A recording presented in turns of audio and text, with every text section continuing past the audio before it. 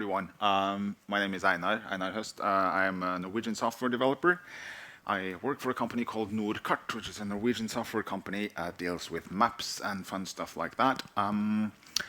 Very excited to be here, and I'm excited to be talking about something that I find very fascinating, which is the relationship between reality and modeling, which is to say our efforts to try to make sense of that reality.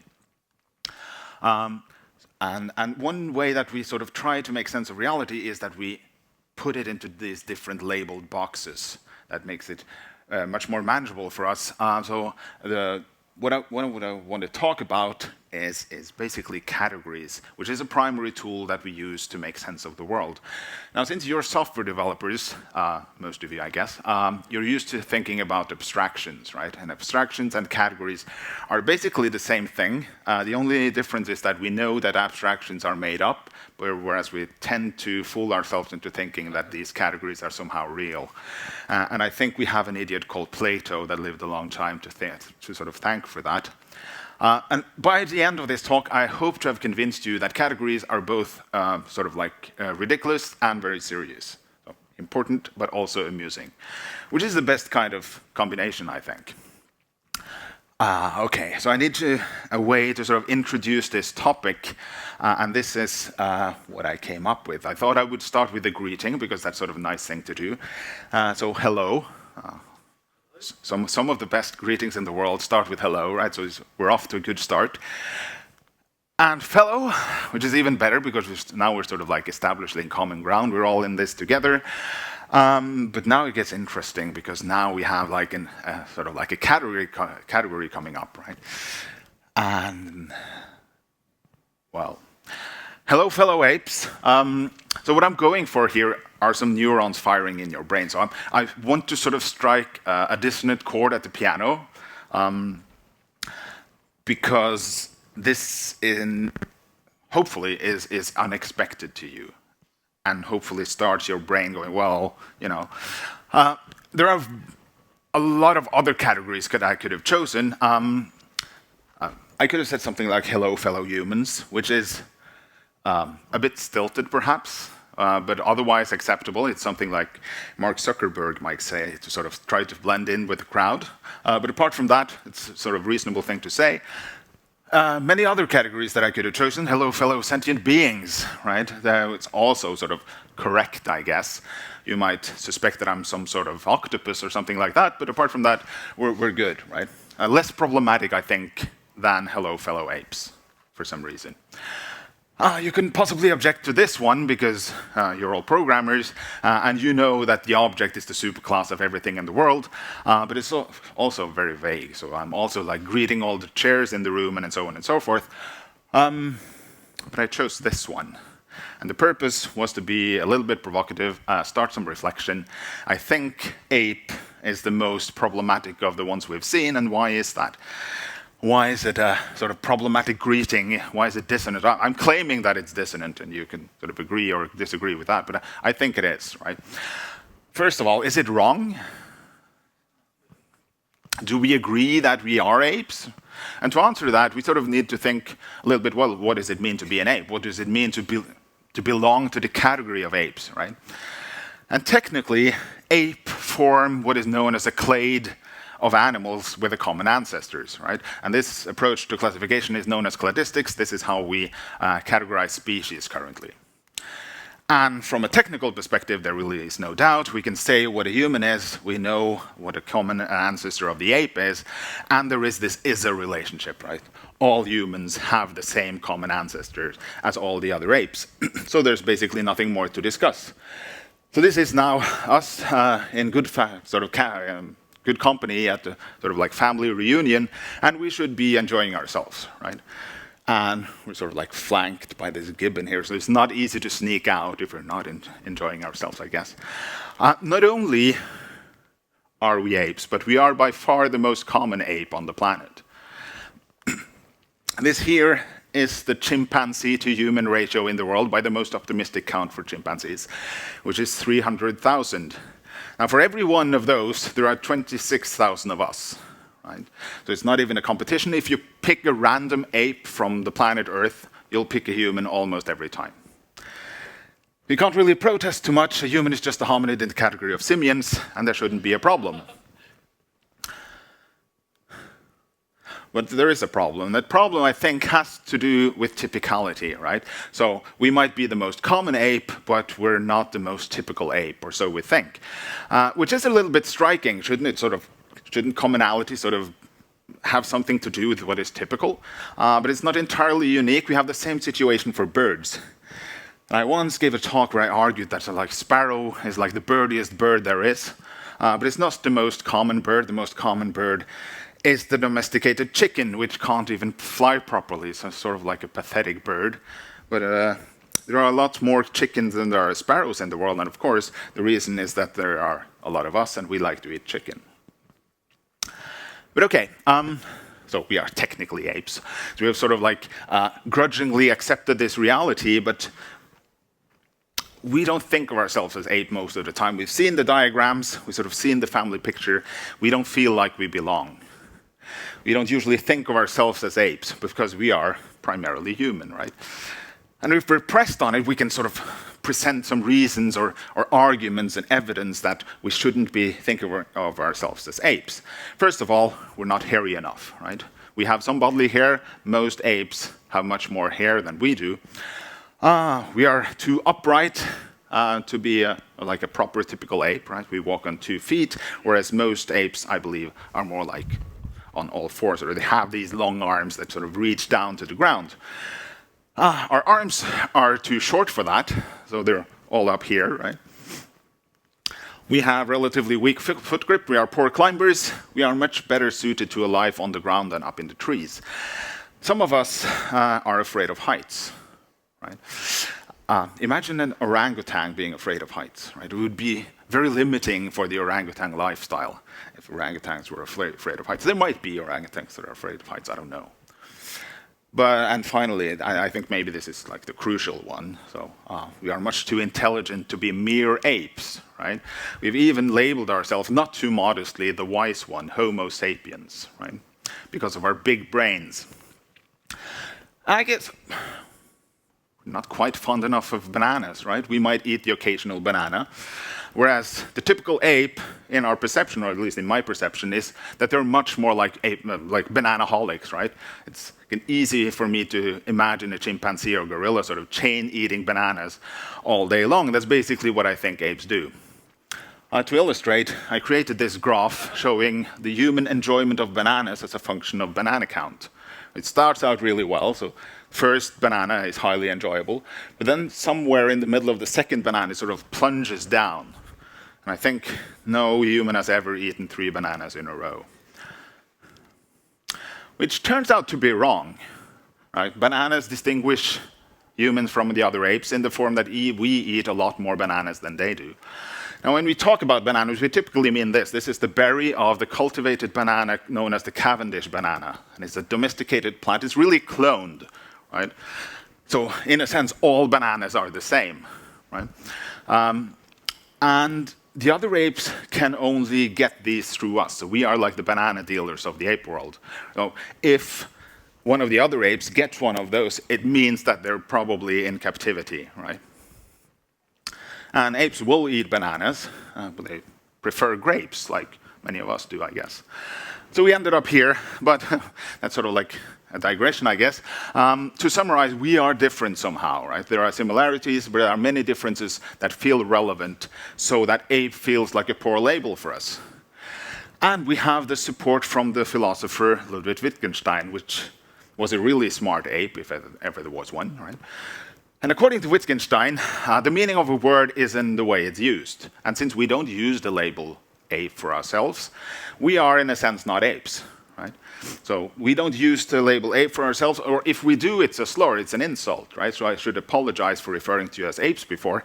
And I hope it helps a little bit that I also referred to myself as an ape, so we're fellow apes at least. But it seems to me like there's this other notion of ape out there, which is not this technical sort of like biology definition. It's this sort of like casual and informal category of apes, and in that category we don't belong so well. But this is very unsatisfactory, right? Because now we're sort of like confused. Are we apes or are we not apes? We know that technically we are, but we don't feel like apes. But it's not so difficult, right? So what we really have are two different contexts. One is like for the biology expert researcher kind of thing, where you want to understand where sort of like humans fit into the greater picture of things. And in that case, humans are apes, but sort of in the everyday casual context, we are not. Yes, an ape is really then not really the same category, it's just a homonym that identifies both categories in different contexts. But still, this is a little bit confusing, and I'm just arguing, I'm just claiming that there are different contexts like this, and it might not be entirely obvious that we can do that, right? And maybe if there are two contexts, maybe one of them is correct, like the technical one is the correct one, and maybe we should just adopt that, and that would solve our problems. And we'll get a little bit back to that, but in the meantime, we might ask ourselves, well, just how ape are we? Well, at the end of this talk, if all goes well and you're a polite audience, right, you might, as a group, start clapping. Which to me is like the perfect sort of example of human ape-like behavior, because there's something very ape-like, like banging your hands together to make noise, right? And in fact, other apes do that as well. We're not the only clapping ape, in a sense, but they do it for a different purpose. They clap their hands to warn of danger. And whereas humans, being sort of a very socially minded ape, is the only ape that has invented the applause to sort of signify the group's acceptance of the individual. Right? So this here captures very nicely our human, sort of dual human-ape-like nature. And this was my introduction. Where does this leave us? So let's start looking at categories perhaps a little bit more systematically. So what is a category? Now, according to a guy called George Lakoff, we have this folk theory of categories, which is basically the unexamined assumptions we have about how categories work. Right? And this folk theory, according to Lakoff, has three tenets, three parts to it. The first is that things come in these well-defined categories. For everything you find out in the world, there is a well-defined category that you can put it in. And this would be, like when I talk about reality doesn't fit in boxes, these would be our boxes, right? The second is that categories are characterized by shared properties. So categories are boxes, contain objects with the same properties. And these are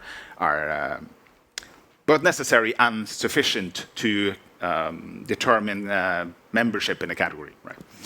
And finally, there is one right taxonomy of the categories, which means that categories form this well-defined taxonomy. So for everything in the world, you'll find one of these, and only one of these, and put it into that category. And everything is nice and neatly ordered. As we'll see in this talk, these are all wrong. They sound plausible enough, that's why it's the folk theory of categories, but it seems like they don't really hold up to scrutiny. There are other perspectives on categories we could take. An interesting question that researchers have sort of looked into is, how is a category represented in the human brain? And the short answer is we don't really know, but we do have some models. And the nice thing about models is that you can run experiments to see how well those models hold up. Right? We can test ourselves and see if the results that we get match our predictions given the model. Now, the so-called classical model is based on these essential properties. This is the model from the folk theory of categorization. And for a very long time, basically up until 1960, something like that, this was the only one we had. This was not even a theory, this was just the way categories worked, right? And then our friend Wittgenstein again came along and said it's really hard to come up with these properties for something like a game, right? To find both necessary and sufficient shared properties for all games that sort of explains that category. And in the 1970s, a researcher called Einar Høst also did some experiments that fit poorly with the essential properties model. So in the classical view, there are no gradients of membership, right? There are no, so like one thing is a better fit for a category than something else. And also, it shouldn't be harder to determine if an object belongs to a category, one object belongs to a category than another. But it turns out in practice there is. So we actually ran a bunch of experiments on that and came up with an alternative model known as the prototype model. And the way that it works is that it's more like a gradient, right? So you have like a prototypical example in the middle. That's like your sparrow, basically, a perfect example of the category, right? So the sparrow is like a prototypical bird, in a sense. And then you have, like, as you move away from the prototype, you might still, well, it's like largely the same. It's sufficiently similar to the prototype that we're still going to count it as a member. But then at some point, it's going to start getting hard, right? And that's when you talk about edge cases. Does this really belong or doesn't it? And people might disagree on whether a given object belongs in a category. Another perspective, we could ask, well, what are these categories used for? Now, categories are super important because they are how we organize and structure information about the world, which is important because we find ourselves living in this world, and sort of being able to organize and structure information makes our lives easier. In fact, we wouldn't survive very long without this capability. So we go through this process of, well, this is like that, and this is identical to that. This is roughly the same as that. This is different from that. Maybe I need to treat it differently, and so on and so forth. There's this constant sort of loop of comparison, sorting, classification, and distinguishing. And it's very important in that it enables language, right? Because everything where these ungrouped things, ungrouped objects, they'd all need unique names, right? Like GUIDs. And we'd have no way of, others that are sort of like stamping all objects with these GUIDs, we'd have no way of learning all these names, right? So language would fall apart and be useless. It allows for economy of thought. We can think about entire groups of things at the same time. It allows for efficient communication. We can make very powerful statements like, all dogs are good. It also enables induction, right? So from my experiences with certain specific members of a category, I can infer things about the future. So if I see a glass standing on a table and a cat comes over and sort of pushes it off the table, next time there's a cat and a glass of water, I'll be on my guard, right? I can take appropriate action. So it enables learning, and it's much easier that way to learn if I don't need direct personal experience with every object in the world. So when I encounter a new door, I know how to operate it. I don't have a problem, right? So it enables navigation, choice, planning, and meaningful action. Basically, it's what enables us to be effective agents in the world. So super important. And that will do for theory of categorization. Let's look at categorization in practice. And the short story is that categorization in practice is hilarious. This is why I find this to be an interesting topic and why I like to talk about it, because it's really amusing. I find it amusing anyway. So I want to start with what you might call everyday casual modeling, right? And we'll see how we can go from that to something more like what we'd do if you want to create a software system. But we'll get to that later on. We'll start with this sort of everyday casual modeling because that's what we usually do. And it's coarse, imprecise, partial, mostly adequate, incredibly useful, and we use it to achieve goals. But well, there's this quote by Rebecca Versbrock. She says, the longer you investigate something, the less coherent it becomes. And I lifted this out of context, and you should never do that to quotes. It's very unfair. But it's probably, because it's Rebecca, it's probably about modeling anyway. So I think it's I hope it's not too much of a leap. And it definitely applies to categorization and modeling. So we use categories as boxes for things. So basic operation is then to determine category membership. Does this thing that I have in front of me fit in this box? And this is known as membership evaluation, and you can think of it as a function of sort. You put your input is your thing that you want to classify, and then you have like a function for your category and says, either, depending on how your model for how categories work, either it's going to say yes or no, right? That would be the classical approach, because you just examine the properties of the object, and if it has the right properties, it's a member and everything is good. Otherwise, you might get, if you have the prototype model, you might get something like a rating, a number from 0 to 1, for instance. So let's look at some examples of membership evaluation in practice. And sometimes it's really easy.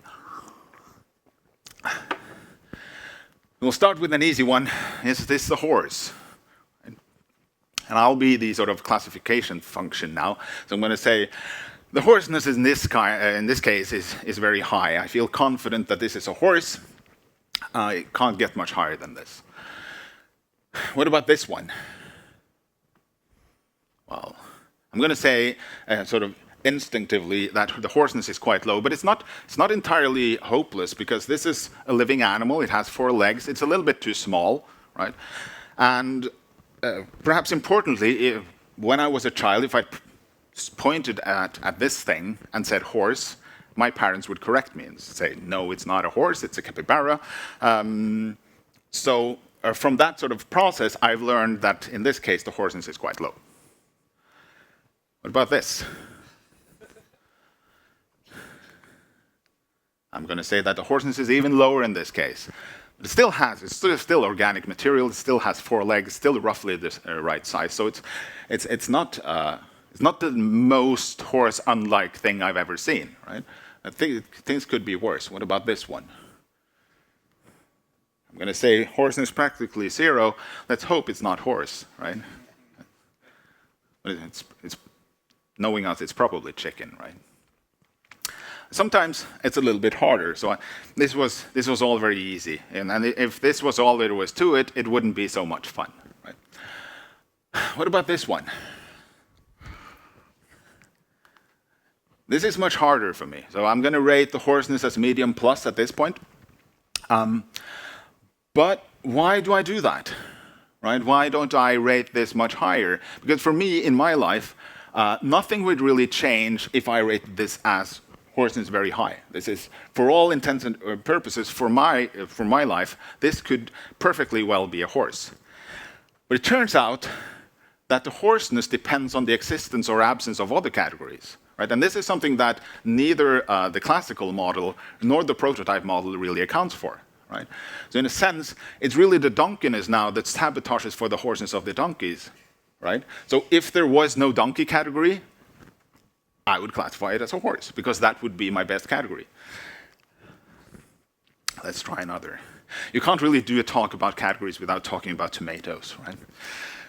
And the reason is that it's supposed to be so hard, right?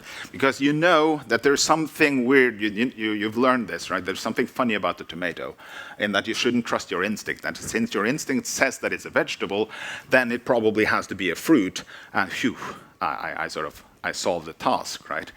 I came up with the right answer. But I think this dilemma is kind of useless. And I'm going to say that if you ask me what I really think about tomato, it's more like this. It's like 70% vegetable, 30% fruit, right? This is my everyday casual categorization, and you can't really convince me otherwise. Right? You'll notice I don't really have to choose, right? It's mostly a vegetable to me. And in a sense, it's like Schrödinger's tomato. So unless I'm provided with a particular context for this question, I don't know what I should say, right? And I don't really have to make a judgment because I'm not in a context, right? So I can suspend my judgment and says it's just like roughly mostly vegetable, a little bit fruit-like also. My friend Rameau put it very nicely. He said that in the culinary bounded context, tomato is a vegetable. In the botanic bounded context, it's a fruit. And if you're doing theater, it's feedback. And it sort of struck me that this theater thing probably also applies to conference talks. Right? So now at the end of this talk, you have a choice. Right? You can bang your hands together, or you can throw a tomato. And you can sort of make up your own mind what's the most ape-like behavior. The point I want to make is that categories are contextual, categories can be fuzzy, there are degrees of membership, and yes. And another thing that we like to do with our categories is to structure them in a sense. We like to build hierarchies with them. And we know this as programmers as well, right? This is basically the foundation for inheritance in object-oriented languages, right? So some categories can be thought of as generalizations or specializations of other categories. And this here is the hierarchy of categories in use today for classifying sort of living things, right? And it's important when you see a model like this not to take it too seriously. This is just a model. This is what most scientists agree is a good way of classifying living things. Not all scientists agree, and there have been different models before. I'm sure there will be a different model sometime in the future. And in fact, as I was sort of researching this, Google was very helpful and said that people also ask questions like, what are the 7 classification of animals? What are the 5 classification of animals? What are the 10 classification of animals? What are the 6 major classification of animals? What are the 11 groups of animals? And what are the 7 characteristics of animals? So it's important to remember not to take this too seriously. It's just a model. We try to impose some structure because we find it useful, and that's all there is. Right? And to make things worse, there really are no species either, right?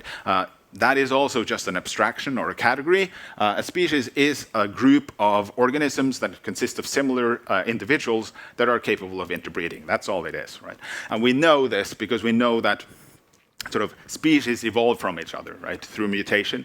So this is how we got in this ape situation with a common ancestor, right? So categories can split over time. Next thing I want to talk about is basic level categories. So this is sort of a phenomenon that you can observe. The idea is that you have this hierarchy of categories, and there is one level that can sort of be identified as the basic level. So the basic level is the one that we prefer to use for classification. When I say prefer, it's something we can test for. So we have this model that says that there is the basic level. We can test to see if that's true.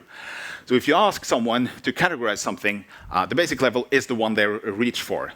And it's also the one that they will perform the fastest. So basically, if you see this running toward you, your brain is likely to say dog first. Be quickest to say dog. It might be a little bit after it's going to say German Shepherd. You'll have to think a bit before you remember it's an animal. So your brain doesn't really think, oh, it's an animal coming towards me now. Right? But the important thing is that our brains are faster with the basic level. And the way we choose the basic level is through a process of difference and information. So we want a pragmatic trade-off where your categories provide a lot of information about the objects, but also you don't want infinite amount of categories, right? And this is why we have dog and not sort of more specific categories like German Shepherd and Poodle and so on and so forth. That conveys more information, but it leads to an explosion of categories. So our brains don't want that, so we prefer categories like dog and cat, which is this nice pragmatic trade-off. And I say choose, but this happens automatically. This is a feature of our brains. We can't control it. But it's also not fixed. So it's not entirely sort of like universal. It's more, again, pragmatic. It's based on utility and experience. And it depends on your expertise.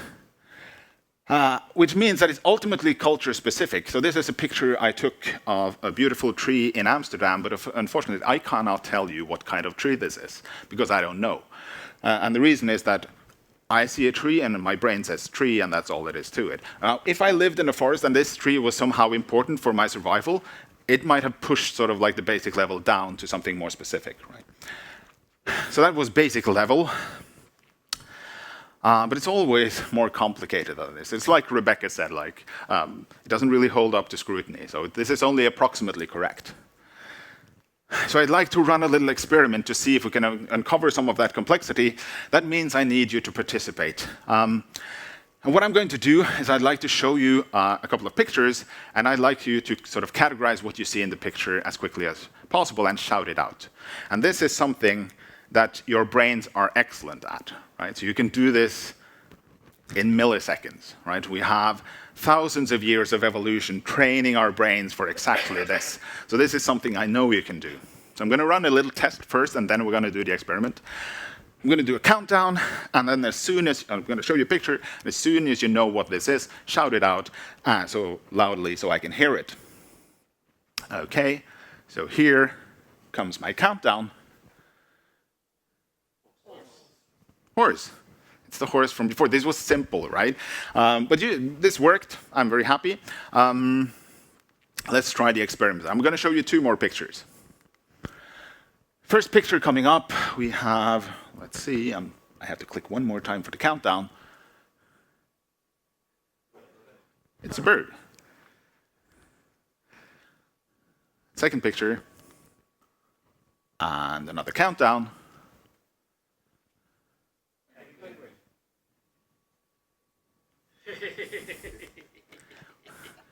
what happened, right? So this is a very simple hierarchy, right? Both the robin that we saw before and the penguin are birds, right? And I said that we have a basic level, presumably bird, right? Which you use to classify the robin, but not for the penguin, right? And it can't, how can it be both ways, right? So the basic level would either argue that we should be here or that we should be here.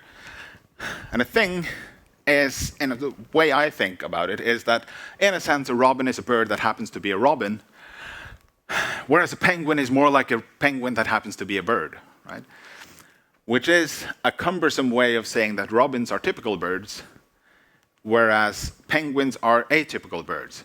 And when we have something that's an atypical member of the category, something that's sort of a little bit away from the prototype, our brains start thinking maybe we're missing something if we're categorizing at basic level. Right? Again, this isn't a conscious decision. This is something that just happened. We just saw it happen. Right? And this actually has all kinds of interesting other effects as well. So if you have a disease that affects robins, we're going to assume that it probably affects all birds. Or if you have a disease that affects penguins, we might assume that well, that's just this penguin-specific thing. Right? Robins are probably safe. So typical cases are categorized at the basic level. Those would be the cases that are close to the prototype, and you have atypical cases categorized at the subordinate level, more specific level, right? Because it's further away from the prototype. Sometimes this leads to discussions. We argue over whether or not something belongs to the category, which is really the same thing as arguing about what the category should be, right? Because we're talking about where should the boundary be, right? And I wanted an illustration for negotiation. When I searched for that, all I got was like people in business suits shaking hands, and that's not really representative for discussions about category boundaries and membership. It's more like this. Now, for instance, there's this classic discussion in software: is HTML a programming language? And people have strong opinions about this. There might be people in this room also that have strong opinions about this. And I think, to me, this is sort of like the wrong question. The real question is whether or not we want it to be, right? Because I think we can choose, because there is, again, programming language is just a category. We made it up, right? So we can choose what belongs in that category. And in these discussions, I think we tend to confuse what is descriptive and what is normative, right? We think we're describing reality as it is, whereas we're really expressing an opinion about what we want reality to be. Right? So the problem, in the sense, is not the object itself, it's just whatever it is, but with the category, right? And we may or may not choose to put a given object into a given category. And our friend, the platypus, agrees as well, right? Because everyone thinks that the platypus is a weird animal because it's a mammal that lays eggs, and mammals are not supposed to do that. But for the platypus, there is nothing more natural in the world than to be an egg-laying mammal, right? Because that's what life is all about, right? It's everyone else. If you're a platypus, everyone else is weird, right? Almost everyone else. The short-beaked echidnas would agree that it's a perfectly normal thing to be a mammal that lays eggs. It's also one of these monotremes, right? And you might think, well, that's just a hedgehog, but it's not. I just said it lays eggs, right? And that means, well, you might start asking questions like, well, is it just a weird hedgehog then, right? Or maybe it's the other way around, right? That the hedgehog is a weird echidna. And there's really no way to sort of solve that, those questions, right? It depends on who you're asking. Mostly it's stupid questions. Right? The echidna is just an echidna, the hedgehog is just a hedgehog, the platypus is just a platypus.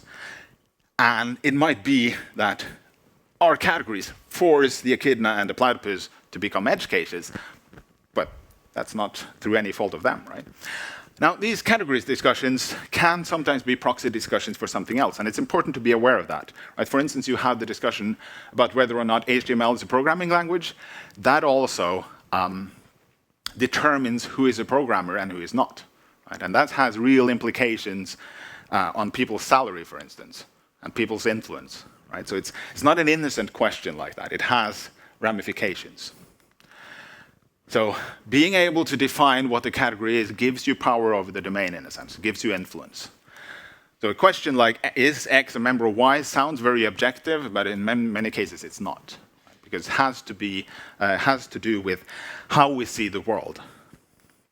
So when confronted with a question like that, we shouldn't be rushing towards answering it in sort of like absolute terms in yes or no, but rather ask what are the implications, right? So typically there will be pros and cons with including any given object in any given category, right? So there will be trade-offs. And the reason that there's trade-offs is because we're really doing modeling, right? We're not just describing the world, we're modeling how it looks. So we're imposing this structure on the world with our categories. And this makes modeling serious business. I think it's very funny, but it's also, and it particularly is funny in the way that it breaks down, like our categories break down. But categories also have serious effects, right?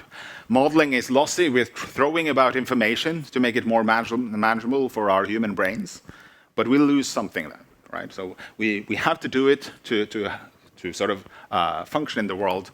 But it's important to be aware of the effects, right? Because modeling and the categories that we choose, they highlight some things about the world, and it hides other things. Right? It forces some things to be prototypes, forces some other things to be edge cases. Right? It imposes this structure that has this effect. Right? It also means that if you don't fit neatly into the category, it can be hard to make your experiences both heard, understood, and accepted as valid. Right?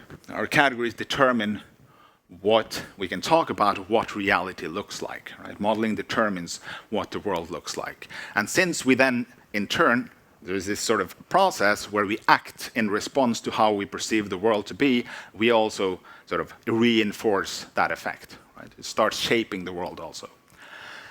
Now, it's particularly important to remember this when you want to do more precise modeling, for instance, when you want to build a software system to automate some process that has an effect in the real world. Now, when we do that, because many categories are sort of naturally ambiguous, right, and vague, when we want more precision, we have to go through this process of technification of categories. And I'm not sure if technification is a word, but I mean, you're clever apes, so you'll understand what I mean, right? We want them more technical. So when we technify categories, we are aiming at eliminating ambiguity. And that is going to force us to do something, to make some choices about those pesky edge cases, right? They're not really much trouble in everyday life. They're only problematic when we sort of want to be precise about categories. Now, the technification of categories have surprising consequences. I think we've seen some already, but there are many more, like nuts are really fruits, apparently. Almonds, on the other hand, are not nuts. It seems like we're wrong about everything, right? Nothing fits in the category that we think it fits into. But of course, we're wrong. We've been through this before with the apes, right? This is just a matter of context, right? What we're missing here is context. And we have the distinction between everyday sort of fuzzy categories and these technical categories. And the only reason why it seems that we're wrong about everything is that we're forgetting about this. We're confused about this again. So we use these technical categories for precision, but they're not the same as the everyday categories, right? They just share the same names, which makes us confused. Now, this precision comes at a cost. And in this case that we've seen is that sometimes the technical categories contradict our intuitions about the world. Now, I used to work for NAV, which is the Norwegian Labour and Welfare Administration, and NAV has a lot of categories. And some of them are dictated by Norwegian law. A lot of them are dictated by Norwegian law. So I'd like to present you with some variations on a theme where we have categories that are introduced for precision. Right? And the theme, we have the notion of unmarried people living together. Right? That sounds unproblematic, unambiguous enough. Right? Here are some variations inspired by Norwegian law. Two people above 18 years of age who are not married, registered partner, or living with anyone else. Two people who usually live together, even if they are temporarily separated. Two people living in the same house, even if they live in separate parts of the house, unless they each live in separate units in a house with 4 or more independent and clearly separated units. Two people who have previously been married, who are living together in a marriage-like relationship. who could legally get married or enter partnership, who have or are expecting children together, who have or have had children together, who live in a joint residence, who live in a common household, who have lived together for at least 12 months, who have lived together for 12 of the last 18 months, who intend to keep living together. Now, precision comes at a cost, right? In this case, the cost is an explosion of similar categories. Now, if you were to draw a diagram, of course, there would be a lot of overlap between a lot of these categories. And it's like almost the same, but not quite the same. And it's tempting, and your gut reaction as a programmer, I'm sure, is that, well, Norwegian law is in dire need of simplification. And that might be, but that's because it seems, out of context, it seems ridiculously complicated for no apparent reason, right? But at the same time, the law became what it is for a reason, right? And it might be that changing some of these categories, even slightly, can have profound effects on who gets what. And these things have been negotiated for a long time, right? And we want to be fair, and we want to be precise in the given context. So the important thing to notice is that we must choose. When we sort of want to technify, we must make these choices. And apparently in Norwegian law, they made a bunch of different, almost similar choices in different contexts. These choices are not right or wrong. They just have consequences. So we need to choose to get those consequences that we want, and not those that we don't want. And this can be hard because sometimes these consequences can be delayed, right? And all these things turns modeling into difficult business, right? Modeling as the deliberate construction of categories or abstractions, if you want to call it that, to achieve the desired outcomes. That is difficult. And it's also difficult in the sense that modeling is a sort of meta-programming, because we're using our categories to think, right? And you want to change those while you're thinking about that. That sort of makes your brain go warm, right? Because it's hard stuff to do. It's often uncomfortable, right? We don't like to do it, and we're not very flexible at it. And so you might meet some resistance when you try to get people to participate in modeling, because it's painful, right? Because it's hard. And sometimes when I bring up questions about categories and memberships and edge cases and stuff like that, I'm often met with questions like, why are you making things so complicated? Right? Why are you overcomplicating things? And of course, the answer is to avoid making it unnecessarily complicated over time, because the only thing you want to do is to acknowledge the sort of the complexity that is out there, right? And not sort of forget about that. But a good thing is that even though modeling is hard, I believe it is teachable. And one thing that you can do if you're interested in modeling and stuff like that is to learn more about these categories. So I have a bunch of resources. One is the Big Book of Concepts by Gregory Murphy. There is this by George Lakoff, Women, Fire, and Dangerous Things. And this talks a lot about the research that Eleanor Roche did. Very interesting, what categories reveal about the mind. And there's also Sorting Things Out by Bowker and Starr. And yes, I'm just going to summarize. First, categories are very useful. It's important to remember that even though they're useful, they are not real. They are imposed structure. They are chosen and negotiated. So they're sort of like through this human political process. Reality doesn't really care about the structures that we try to impose about the world, right? So the platypus doesn't care what box you want to put him in. Categories are ridiculous in the sense that it's amusing to see how we struggle when we try to put things into the boxes that we've made. But it's important to remember that categories hide some things about the world, highlight some other things, and that also makes it serious business.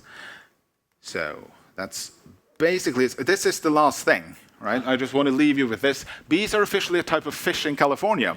And I hope by the end of this talk, your reaction to this is not just what have they been smoking in California, but also what is the context that made this a reasonable thing to do, because they did this for a purpose, right? And that's all I had. Thank you.